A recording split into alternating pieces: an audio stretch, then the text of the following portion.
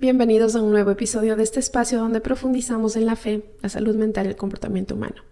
Soy Katy Fernández, coach de vida y de relaciones, especializada en abuso narcisista.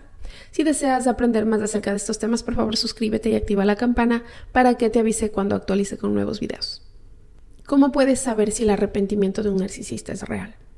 ¿Cómo sabes si realmente está cambiando o ha cambiado? La Biblia dice que por su fruto conocerás al árbol. Por eso en este espacio intento describir los frutos prácticos que puedes evaluar para ver si el narcisista en tu vida está en camino a un cambio transformador o si simplemente está fingiendo y engañándose a sí mismo. Voy a compartir algunas ideas prácticas y matizadas de la Biblia que probablemente te resulten nuevas o no. Aunque el pasaje al que haré referencia probablemente te resulte familiar, es probable que esta sea la primera vez que lo apliques al narcisismo.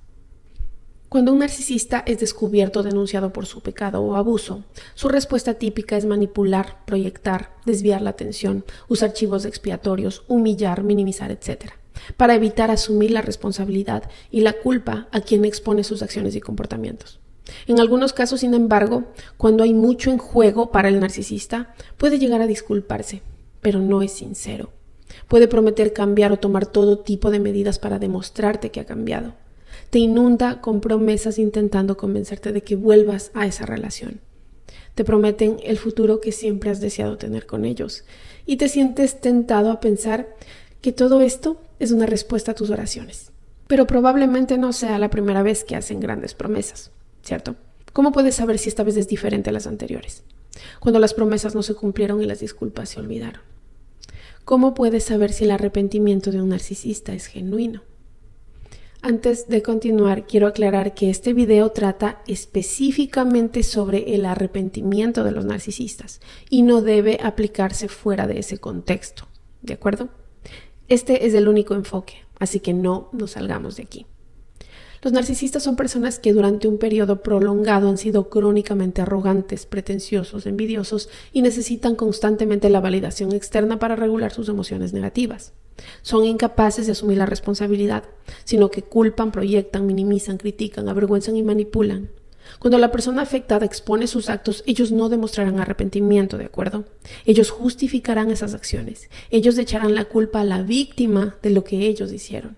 Protegerán su imagen, su ego, aunque tengan que volver a lastimar a la persona, con tal de ellos quedar bien. Pero ahora sabemos que eso es manipulación, invalidación y revictimización. Son críticos, poco empáticos y a menudo hipócritas. Estos rasgos se extienden a todas las relaciones de un narcisista, aunque puede que no sean evidentes para quienes no los conocen. Este video está dirigido específicamente para abordar la realidad de que los narcisistas son propensos a no cambiar. Si bien son capaces de reflejar con maestría a los demás y reinventarse a cada paso, su narcisismo es un constante en su personalidad. La psicología dice que no hay cura para el narcisismo y la mejor esperanza es que el narcisista pueda aprender a gestionarlo, lo cual puede ser extremadamente difícil. ¿Se pueden transformar? Es inaudito. Pero la Biblia dice que lo que es imposible para el hombre es posible para Dios. ¿Y qué pasa si incluso una pequeña fracción de la población narcisista se arrepiente y experimenta una transformación por el poder de Dios? ¿Cómo se manifestaría ese arrepentimiento y esa transformación en la vida de un narcisista? De eso trata este video. El narcisismo de Pablo. La Biblia ofrece muchos ejemplos de cómo se manifiesta el narcisismo. Una de estas historias habla de un individuo que yo llamaría narcisista, que tuvo un encuentro radical con Dios y experimentó una profunda transformación. Se trataba de Saulo, quien se convirtió en Pablo. Quizás conozcas la historia. Si no, te animo a que te tomes un minuto para leer Hechos 9. ¿Era Saulo narcisista antes de convertirse en Pablo? No podemos diagnosticar a Saulo con certeza, pero sin duda demostró varias de estas características. Por ejemplo, Saulo persiguió y arrestó activamente a cristianos sin mostrar empatía, comprensión de sus creencias, ni interés por comprenderlas. Su cruel y severo comportamiento al apedrear o arrastrar a la cárcel a creyentes como Esteban revela una profunda ira y desprecio a los cristianos, posiblemente envidia. La Biblia dice: pero Saulo andaba por todas partes para destruir la iglesia. Iba de casa en casa arrastrando a hombres y mujeres para echarlos en la cárcel. Hechos 8:3. Este castigo y crueldad desmesurados fueron quizás la forma en que Saulo se engrandecía para obtener narcisismo al sentirse superior y poderoso frente a los cristianos débiles. El pensamiento grandilocuente es uno de los rasgos característicos de los narcisistas. Sin embargo, hay más síntomas. Saulo acudió al sumo sacerdote para obtener cartas para perseguir a los cristianos y arrastrarlos a la cárcel. Hechos 9:1-2. Es posible que Pablo se beneficiara de la validación externa de las autoridades religiosas y sus compañeros en su persecución de los cristianos. Es posible que se sintiera con derecho a asumir el papel, teniendo una visión elevada y superior de sí mismo.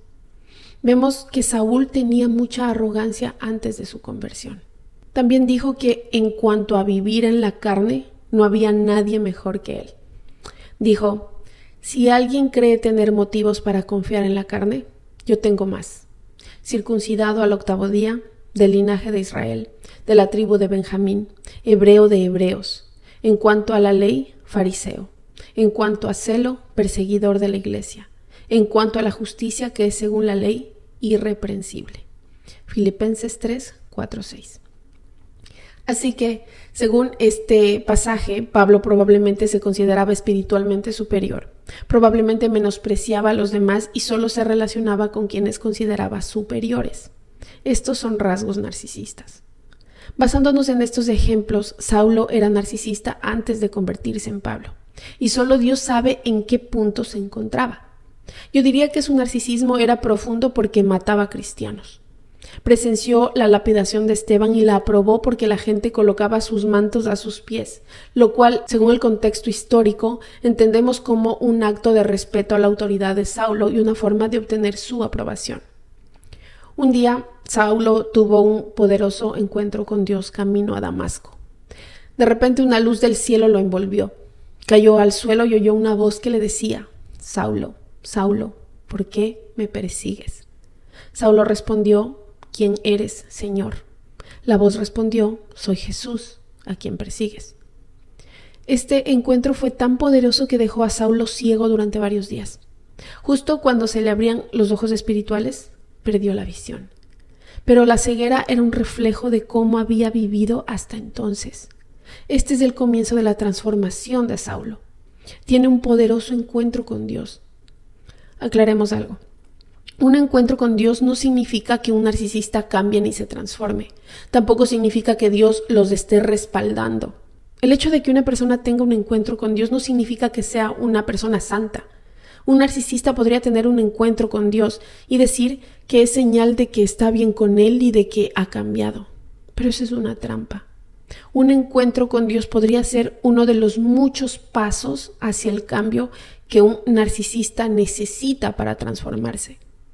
Un encuentro con Dios es simplemente una invitación de Dios a vivir una vida piadosa. Personalmente, creo que quienes tienen encuentros cara a cara con Dios lo hacen no porque sean espiritualmente superiores, sino porque Dios sabe que les resulta difícil vivir a la altura del llamado que les ha dado. Por lo tanto, el encuentro les da algo a lo que aferrarse. La transformación de Pablo. Después de ese encuentro, Pablo experimentó un proceso de transformación continua. El encuentro inspiró el cambio, pero fue la dedicación de Pablo a la obra de su salvación lo que trajo consigo una transformación duradera. Recuerda, Jesús dijo: conocerás al árbol por su fruto.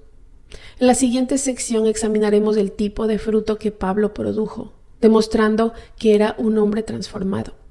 Reconocer estos frutos te ayudará a determinar si las disculpas del narcisista realmente están respaldadas por un cambio verdadero. Humildad ante el escepticismo.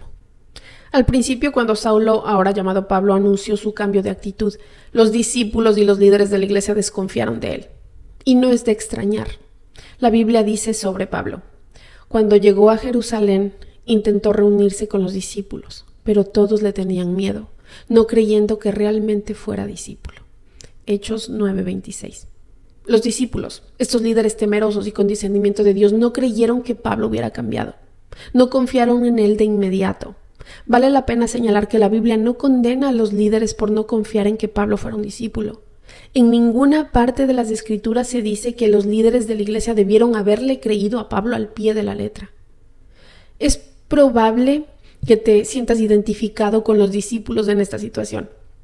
Alguien que te ha estado lastimando constantemente por años, invalidándote, mintiendo para hacerte sentir merecedor de su castigo, incluso amenazándote.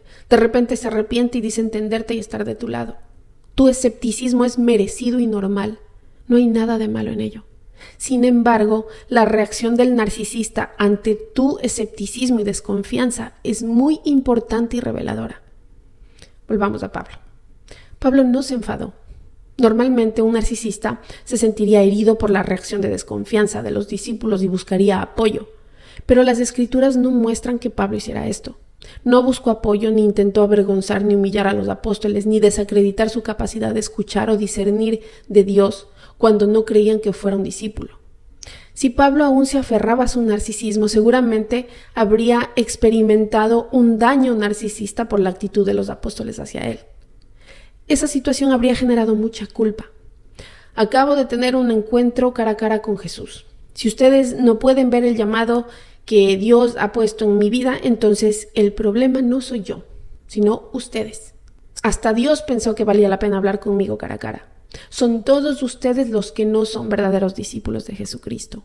De lo contrario, no estarían tan ciegos espiritualmente como para reconocer al enviado de Dios que tienen justo delante.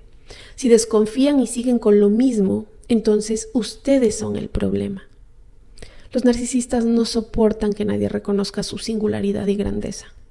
Si Pablo no hubiera experimentado una transformación genuina, sin duda se habría ofendido mucho con los apóstoles. Pero no fue así. Esta es la primera pista de que algo ha cambiado fundamentalmente en Pablo, confiando en el testimonio ajeno. Pablo aceptó que tendría que ser el testimonio ajeno, no su propia palabra, lo que daría credibilidad a su cambio. Así que cuando los apóstoles no creyeron que Saulo había cambiado realmente, fue el testimonio de Bernabé el que le dio peso y credibilidad. Bernabé tenía el favor y la credibilidad en la iglesia, por lo que la gente confiaba en su testimonio. A Pablo no le ofendió que nadie confiara en sus palabras ni que no tuviera credibilidad ante los líderes de la iglesia. Aceptó que otro hombre tenía más credibilidad que él. Confió en la obra de Dios. Si Pablo todavía fuera narcisista, esto habría sido un gran sacrificio, porque antes de esto era el pez gordo de la iglesia. Hace poco era un maestro respetado con sus propios discípulos. Contaba con la aprobación de los sumos sacerdotes, estudiaba con Gamaliel y acababa de tener un encuentro cara a cara con Jesucristo. A un narcisista le costaría mucho someterse a alguien que considera inferior o aceptar una degradación drástica de su rango o imagen ante los demás. Un narcisista haría todo lo posible por preservar su imagen ante los demás, incluso si eso implica lastimar, engañarse a sí mismo y no afrontar la verdad sobre sus pecados. Sumisión a la autoridad. Pablo se fue al desierto y se sometió a los apóstoles. Hubo un tiempo en que se retiró a estudiar y después fue a los discípulos. Pablo acudió a los apóstoles para asegurarse de que iba por buen camino. Acudió para presentarles la enseñanza que había recopilado. Pablo dejó a un lado su orgullo y abandonó todas sus credenciales académicas para buscar la sabiduría de los pescadores. Incluso después de someterse a los discípulos, Dios probó aún más a Pablo, llamándolo a los gentiles, a quienes los hebreos tendían a considerar impuros. Eso es una bofetada al hebreo de hebreos. Pero Pablo también se sometió a eso. Si Pablo todavía estuviera viviendo en el narcisismo, no se habría sometido a los discípulos. Habría comenzado su propio ministerio sin consultarles nada. O habría ido a ellos para iluminarlos con sus increíbles perspectivas, no para someterse a ellos. Imaginen a Pablo apareciendo y exigiendo la atención de los discípulos. Tengo estas increíbles revelaciones, he estado trabajando en ellas durante 14 años, tienen que escucharme. Son secretos que han estado ocultos desde el principio de los tiempos. Necesitan someterse a este mensaje porque viene directamente de Dios, y Dios me lo confió. Pablo nunca lo hizo. Se sometió a los líderes y esperó pacientemente a que reconocieran que Dios había llamado a Pablo al ministerio junto a ellos. La Biblia dice: Santiago, Cefas y Juan, considerados como columnas, nos dieron a mí y a Bernabé la diestra en señal de compañerismo. cuando reconocieron la gracia que me había sido dada. Convinieron en que nosotros fuéramos a los gentiles y ellos a los de la circuncisión. Gálatas 2:9. Si tú, narcisista, se ha arrepentido de verdad, será paciente contigo y con quienes dudan en confiar en él o ella y necesitan tiempo para aceptarlo. Confiará en Dios, en el proceso, y no intentará dictar cómo deben reaccionar o recibir su cambio los demás. A menudo un narcisista tergiversa las escrituras para exigir que la gente crea de inmediato que sus afirmaciones han cambiado. Pero Pablo nunca predicó a los discípulos pidiéndoles que debían perdonarlo 70 veces, ni calificó sus dudas de amargura y falta de perdón. Nunca intentó decirles que si no lo aceptaban de inmediato entonces tenían rebelión, que estaban viviendo del pasado y que tenían presente su pecado y amargura en sus corazones. Esa no era la postura de Pablo en absoluto. Humildad. Pablo era humilde. Nunca se jactó de sus experiencias celestiales. Dijo: conozco a un hombre en Cristo que hace 14 años fue arrebatado al tercer cielo. Si en el cuerpo o fuera del cuerpo, no lo sé. Dios lo sabe. Y sé que este hombre, si en el cuerpo o fuera del cuerpo, no lo sé, pero Dios lo sabe, fue arrebatado al paraíso y oyó cosas inefables, cosas que a nadie se le permite expresar. De un hombre así me gloriaré, pero no me gloriaré de mí mismo, sino de mis debilidades. Segunda de Corintios 12:2-5. Si Pablo se hubiera aferrado a su narcisismo, se habría jactado de sus encuentros personales, junto con su educación, y habría usado estas cosas para reforzar su credibilidad. Fácilmente podría haber sido condescendiente y haber insistido en su superioridad. Se habría sentido con derecho a ocupar el lugar de los demás apóstoles y se habría ofendido o enojado con cualquiera que no reconociera su singularidad inmediatamente después de su encuentro con Dios y no se sometiera a él. No solo reconoció su error, sino que abrazó la causa de los cristianos y se convirtió al cristianismo. Pablo no solo se apartó de su pecado, sino que se convirtió en defensor del mismo grupo de personas que él perseguía. Pasar de perseguidor a defensor es una transformación profunda. Un narcisista transformado reconocerá su error y por la gracia de Dios se volverá en su contra, odiará su narcisismo. Pero a menudo los narcisistas no odian su pecado lo suficiente. ¿Cómo lo sabes? Sabes que no odian su pecado lo suficiente cuando minimizan lo que han hecho, cuando lo justifican, cuando culpan a las víctimas del daño que ellos han hecho. Si intentan cambiar la historia o distorsionar la realidad, haciéndote dudar de tus experiencias, de tu percepción y de tu discernimiento, siguen intentando eludir la responsabilidad y no han aprendido del todo a odiar su pecado. Podrían hacerse la víctima o buscar causas externas para culpar, en lugar de mirar hacia adentro y reconocer su pecado. Comparen esto con la plena aceptación de Pablo de la gravedad de su pecado. No minimizó lo que había hecho, no se justificó, no culpó a nadie, sino que se describió con sinceridad como un perseguidor, como un hombre violento. Al final de su vida se autodenominó el mayor de los pecadores. Conocía bien su humanidad, fragilidad y su inseguridad como ser humano. Dedicó más tiempo a anunciar sus crímenes del pasado que sus buenas obras del presente. Y desde ese punto de vista, Pablo se convirtió en defensor de las mismas personas a las que perseguía. Imaginen que un narcisista experimentara un cambio tan profundo que se convirtiera en defensor contra el abuso narcisista. Imaginen a un narcisista experimentando una transformación tan profunda que se uniera a quienes habían sido víctimas en lugar de seguir justificando y perpetrando actos contra otros, porque ve cuánto detesta a Dios sus rasgos y actitudes y no quiere tener nada que ver con ello. En lugar de continuar con un falso yo, buscan seguir a Cristo y ser como Él.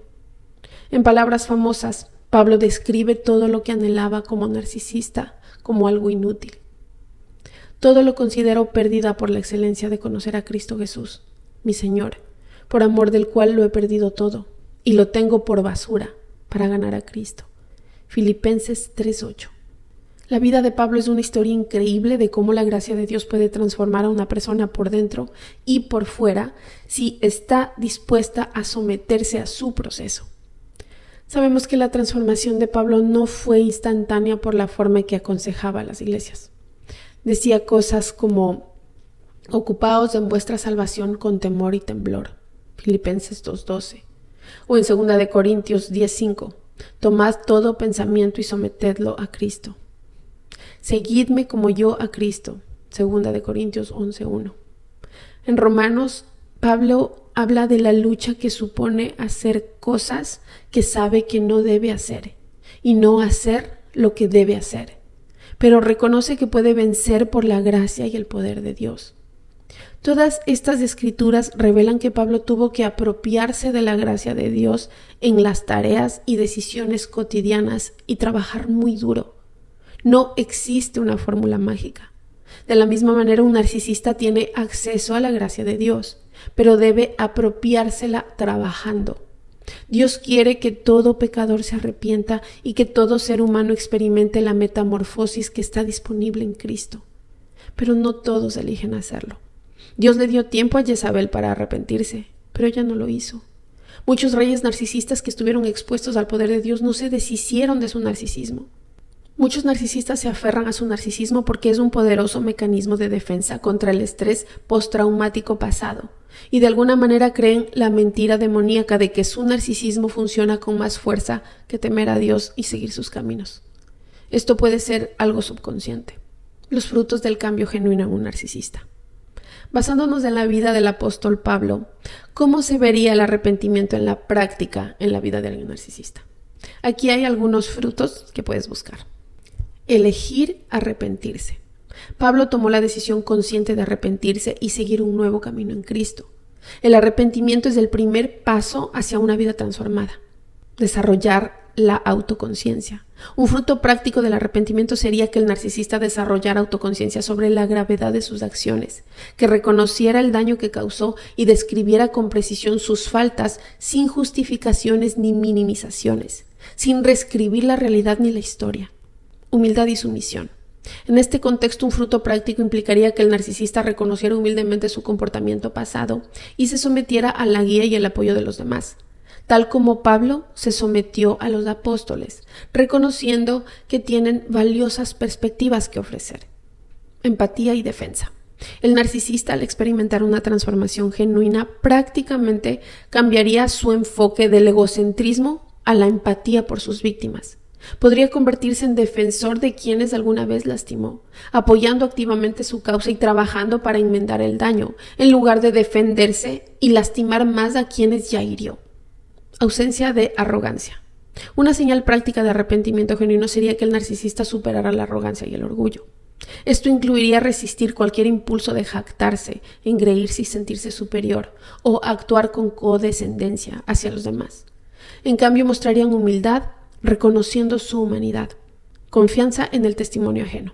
A medida que el narcisista demuestra una verdadera transformación, un fruto práctico cena su disposición a aceptar y valora el testimonio de quien habla de cómo fue su carácter y cuáles fueron sus acciones.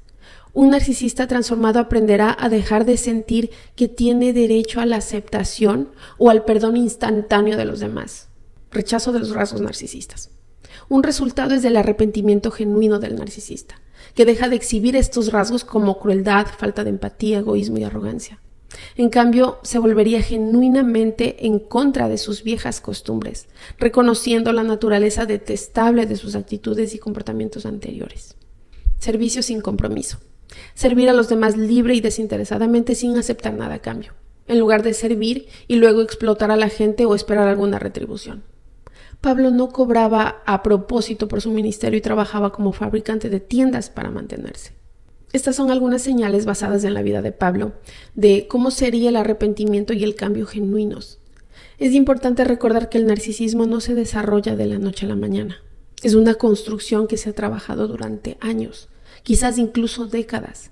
Por lo tanto, puede llevar mucho tiempo observar un cambio real y duradero, incluso con la intervención de Dios. Nabucodonosor necesitó 7 años para experimentar algunos cambios. En las etapas iniciales del arrepentimiento, no está mal abordar las afirmaciones de cambio del narcisista con sano escepticismo, tal vez como los discípulos se mostraron inicialmente cautelosos ante la transformación de Pablo. Hay un proverbio que dice: los ingenuos creen todo lo que se les dice, los prudentes examinan y sopesan cada palabra. Proverbios 14:15. No hay nada de malo en observar a un narcisista para ver si muestra cambios constantes con el tiempo. Es prudente poner a prueba las cosas. La Biblia también dice, examinad todo espíritu para ver si es de Dios. Primera de Juan 4. Si te ha gustado este mensaje, te invito a suscribirte y a escuchar los temas que he publicado y publicaré acerca de la palabra, la salud mental y el comportamiento humano. Pido que nadie utilice estos videos como arma, sino como herramientas de apoyo y sanación. Si necesitas ayuda, te invito a programar una consulta. Mis datos se encuentran en la descripción del video. Si deseas que hable de un tema en especial, por favor déjalo en los comentarios. Muchas gracias por estar aquí. Bendiciones a todos. Hasta la próxima.